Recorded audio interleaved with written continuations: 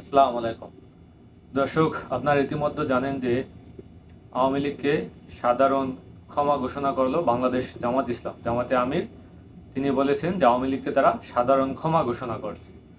প্রথমে আপনাকে বুঝতে হবে যে আসলে আপনার জামাত ইসলাম তারা আওয়ামী লীগকে সাধারণ ক্ষমা ঘোষণা করছে, তাদের অধিকার কতটুকু, তারা ক্ষমা ঘোষণা করতে পারে কিনা।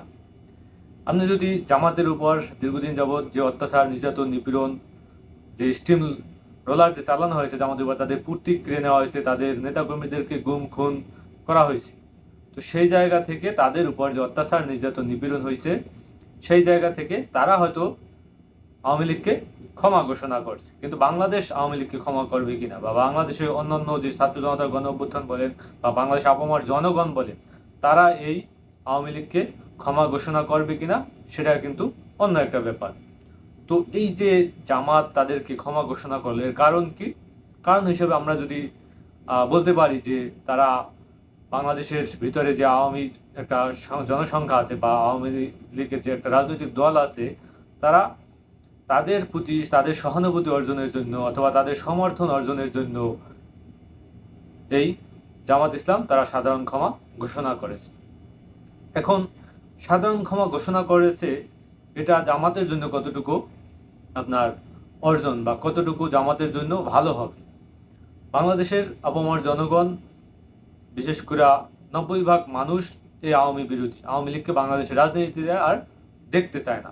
তো সেই জায়গা থেকে যখন আপনি এরকমের একজন জামাতের আমির হয়ে আপনি এরকমের ঘোষণা দেন, তাহলে আপনি কিন্তু বাংলাদেশের 90% মানুষ, অথবা বাংলাদেশের যেই একটা জনসংখ্যা যারা চাইতেছেন আওয়ামী লীগের রাজনীতি করুক, বা আওয়ামী লীগের রাজনীতি করার অধিকার নেই এই গণহত্যার কারণে, সেই জায়গা থেকে তারা কিন্তু এই আপনার জামাত ইসলামের প্রতি একটা ক্ষোভ সৃষ্টি হইতে পারে। অন্যদিকে এই যে আপনি সাধারণ ক্ষমা ঘোষণা করলেন, আপনি জামাতের আমির, ঠিক আছে, আপনার জামাতের আর যেসব নেতাকর্মীরা বা যেসব মানুষ হত্যার শিকার হয়েছে, সেই জায়গা থেকে তাদের পরিবারের কাছ থেকে আপনি অনুমতি আনেছেন কিনা? তাদের পরিবারের জামাত এই যে আওয়ামী লীগকে ক্ষমা ঘোষণা করতে পারে কি? যাদের আবু সাইদের মা ক্ষমতা ঘোষণা করতে পারে, আবু সাইদের বোন, আবু সাইদের ভাই যদি বলে যে আওয়ামী লীগকে ক্ষমা করা যাবে, তাহলে তারা করতে পারে। এই যে যে মানুষ হত্যাকাণ্ডের শিকার হয়েছে, যতগুলা মানুষ অন্ধ হয়েছে, যতগুলা মানুষ তার অঙ্গ প্রত্যঙ্গ হারিয়েছে, তারা তাদের কাছ থেকে যেতে হবে এই আওয়ামী লীগকে ক্ষমা নেওয়ার জন্য। তারা যদি বলে আওয়ামী লীগকে ক্ষমা করে দাও, তারা যদি বলে আওয়ামী লীগকে বাংলাদেশে পুনর্বাসন করো, তারা যদি বলে আওয়ামী লীগের বাংলাদেশের রাজনীতি করার অধিকার আছে, তাহলে সেটা হইতে পারে। কিন্তু আপনি আমি ঘরে বসে নির্যাতন নিপীড়নের শিকার হই নাই, ঘরে বসে একজনকে ক্ষমা করে দিব, আবার একজনকে পুনর্বাসন করার চেষ্টা করব, তাহলে এই ছাত্র জনতার যে গণ অভ্যুত্থান, এই গণ অভ্যুত্থান ব্যর্থ। আপনি যদি এই গণহত্যার বিচার যদি না করতে পারেন, এই গণহত্যাকারী একটা রাজনৈতিক দলকে যদি বাংলাদেশ থেকে নিষিদ্ধ করতে না পারেন, তাহলে আমি মনে করি এই গণ অভ্যুত্থান বা এই লাশের কোনো বিচার বাংলাদেশে হবে না, এবং পরবর্তীতে যদি কোনো স্বৈরাচার আসে, সেই স্বৈরাচাররা বারবার আপনাদের জন্য জীবন দিবেন। আপনারা রাজনীতিবিদরা রাজনীতির জায়গা থেকে রাজনৈতিক ফয়দা হাসিলের জন্য এরকমের বিভিন্ন বক্তৃতা নিয়ে আসেন। এখন আপনি আওয়ামী লীগকে ক্ষমা করে দিতেছে। আপনি কে আওয়ামী লীগকে ক্ষমা করার? আপনি রাজনৈতিক সহানুভূতি অর্জনের জন্য, বা এই যে ভোট ব্যাংক আছে আওয়ামী লীগের একটা, যেটা হতে পারে 5%, 10%, যত পার্সেন্টই হোক, সেই ভোট ব্যাংককে ব্যবহার করার জন্য, যদি আওয়ামী লীগ আগামী নির্বাচনে নিষিদ্ধ হয়, এই ভোটটাকে হরণ করার জন্য আপনি আওয়ামী লীগকে ক্ষমা করে দিলেন। কিন্তু বাংলাদেশের মানুষ তাহলে আপনাদেরকে ক্ষমা করবে না। এখানে আমি ব্যক্তিগতভাবে মনে করি জামাত সব থেকে একটা ভুল কথা বলছে, এবং সব থেকে একটা ভুল ডিসিশন নিছে। তারা হয়তো বাংলাদেশের মানুষের সেন্টিমেন্ট এখনো বুঝতে ভুল করেছে। তারা, আপনি যে এই যে জামাতের আমরা দেখলাম বিভিন্ন সময় হাসপাতালে গিয়ে ছাত্রদের সাথে, বা যারা অত্যাচার, নির্যাতন, নিপীড়নের শিকার হয়েছে, তারা হাসপাতালে ভর্তি আছে, তাদের সাথে কথা বলছে। অন্যদিকে আপনি আওয়ামী লীগকে ক্ষমা ঘোষণা করছেন। এই যে দ্বিমুখী রাজনীতির পরিচয় আপনি দিয়েছেন। তো সেই ক্ষেত্রে আমি মনে করি জামাত আসলে ভুল ডিসিশন নিতেছে। আওয়ামী বিরোধী যেই দলটা বাংলাদেশে টিকে থাকবে, বা বাংলাদেশে আওয়ামী বিরোধী যেই রাজনৈতিক দলটা এখন কথা বলবে, তারাই জনপ্রিয়তা অর্জন করবে, তারাই আমি ব্যক্তিগতভাবে মনে করি রাজনীতিতে এগিয়ে যাবে। যেটা গণ অধিকার পরিষদ বলেন বা অন্যান্য রাজনৈতিক দলগুলো করতেছে, অন্যান্য দলগুলো যারা বলতেছে ছাত্র জনতার যে গণ অভ্যুত্থান, তারা বারবার বলতেছে আওয়ামী লীগ নিষিদ্ধ করা হবে। যদি আওয়ামী লীগ ফিরতে চায়, তাহলে তাকে শেখ পরিবারকে বেঁধে রেখে তারপর ফিরতে হবে। শেখ হাসিনার বিরুদ্ধে আচরণ করে তারপর রাজনীতিতে ফিরতে হবে। শেখ হাসিনার ফাঁসি চেয়ে তারপর রাজনীতিতে ফিরতে হবে। কিন্তু এখন পর্যন্ত সেরকমের ক্যারেক্টার আওয়ামী লীগের উত্থান হয় নাই। তো সেই জায়গা থেকে আপনি হঠাৎ করে এসে বলে দিলেন যে আওয়ামী লীগকে ক্ষমা করে দিই। এই যে দ্বিচারিতা আপনি দেখাইলেন রাজনীতিতে, বা আপনি যে রাজনীতিতে এখন আপনার ফায়দা হাসিলের জন্য, আপনি ভোট ব্যাংক পাওয়ার জন্য, বা আপনি জনপ্রিয়তা পাওয়ার জন্য, আওয়ামী লীগের আপনার সমর্থন নেওয়ার জন্য আপনি আজ বললেন আওয়ামী লীগকে ক্ষমা করে দেওয়া হয়েছে, সাধারণ ক্ষমা করে দেওয়া হয়েছে। এবং ইতিমধ্যে আপনারা দেখেছেন যে আওয়ামী লীগের কিছু নেতাকর্মীরা তারা স্বস্তিতে ফিরছে এবং তারা জামাতকে সমর্থন দেওয়ার চেষ্টা করেছে। আপনারা কি করেছেন? আপনারা কখনো বিএনপির সাথে জোট, কখনো আওয়ামী লীগের সাথে জোট, এখন আবার আপনারা বিভিন্ন ইসলাম সমমনা দলগুলোর সাথে জোট করার চেষ্টা করতেছেন, খুবই ভালো।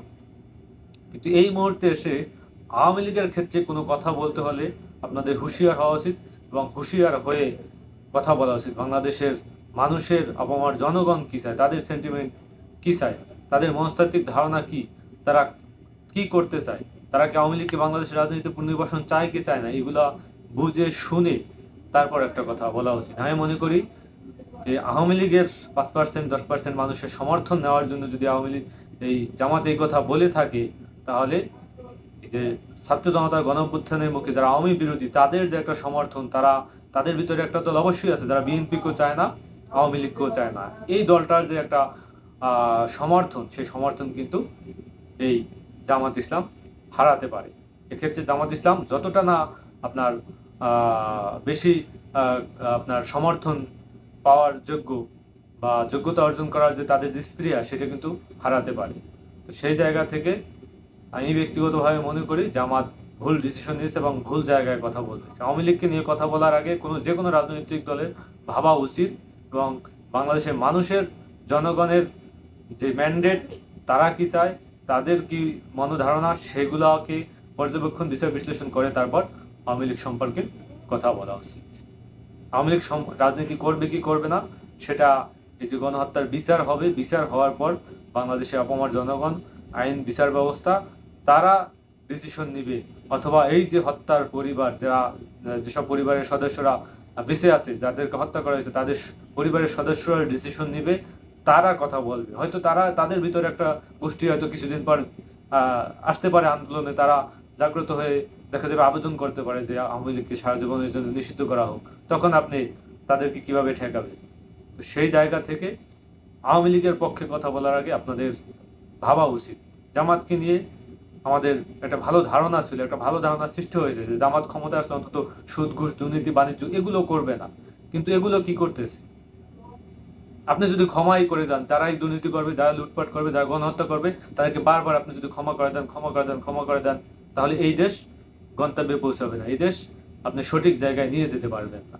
কারণ এই ক্ষমার যে কালচার আপনারা সৃষ্টি করতেছেন, এই ক্ষমার কালচার যদি আপনি চালিয়ে যান, তাহলে যারাই ক্ষমতা আসবে তারাই টিকে থাকার জন্য চেষ্টা করবে এবং তারা ভাববে যে আমাদের তো বিচার হয় না।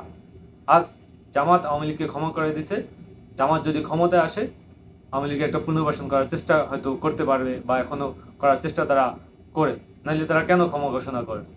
এবং সেই জায়গা থেকে আবার যদি আওয়ামী লীগ ক্ষমতায় আসে, তারপর আবার জামাতকে মানে সাধারণ ক্ষমা ঘোষণা করবে তারা যদি দুর্নীতি লুটপাট করে থাকে। তো এই ক্ষমার যে রাজনীতি, এই রাজনীতি থেকে বেরিয়ে এসে যার যার আদর্শ ধারণ করে তারপর রাজনীতি করা উচিত। আপনি রাজনৈতিক ফায়দা লুটের জন্য একজন চোরকে ক্ষমা করে দিবেন, একজন দুর্নীতিবাজকে ক্ষমা করে দিবেন, একজন লুটপাটকারীকে ক্ষমা করে দিবেন, আপনি একজন গণহত্যাকারীকে ক্ষমা করে দিবেন, এটা কোনো রাজনৈতিক দলের ক্যারেক্টার হতে পারে না। আপনাকে স্ট্রেটলি রাজনীতি করতে হবে, আপনাকে স্ট্রেটলি কথা বলতে হবে। গণহত্যার বিচারকে আপনারা চান না তাইলে তো এটাই দাঁড়ালো, আপনি যখন বলবেন যে আওয়ামী লীগকে আমি সাধারণ ক্ষমা ঘোষণা করলাম, তার মানে আপনি গণহত্যার বিচার চান না। আপনি কোন আওয়ামী লীগকে সাধারণ ক্ষমা ঘোষণা করতে চান? এই ব্যাপারটা স্পষ্ট করা উচিত জামাত ইসলাম। জামাত ইসলাম কোন পথটা, আওয়ামী লীগকে সাথে নিয়ে হাঁটবে, নাকি তারা ধর্মভিত্তিক রাজনৈতিক দলগুলোকে সাথে নিয়ে হাঁটবে, নাকি তারা তাদের রাজনৈতিক গতি ধরে রাখার জন্য তারা কিভাবে হাঁটবে, এ ব্যাপারে জামাতের সঠিক ডিসিশন নেওয়া উচিত। এই কথাটা বলে জামাত ইসলাম বাংলাদেশের চরম বিতর্কিত হবে এবং বিতর্কিত অলরেডি হয়ে গেছে। তারপর ভবিষ্যতে দেখবেন যারা আওয়ামী লীগকে ভালোবাসে না, বিএনপিকে ভালোবাসে না, তাদের একটা সংখ্যা বাংলাদেশে যারা আছে, তাদেরও এই একটা সময় এই জামাতকেও ভালোবাসবে না। এই জিনিসগুলো আপনাদের মাথায় রাখা উচিত। বর্তমান পরিস্থিতি কি, আমার জনগণ কি চায়, এই বিষয়গুলো ভেবে চিনতে জামাতের উচিত কথা বলা। আসসালামু আলাইকুম।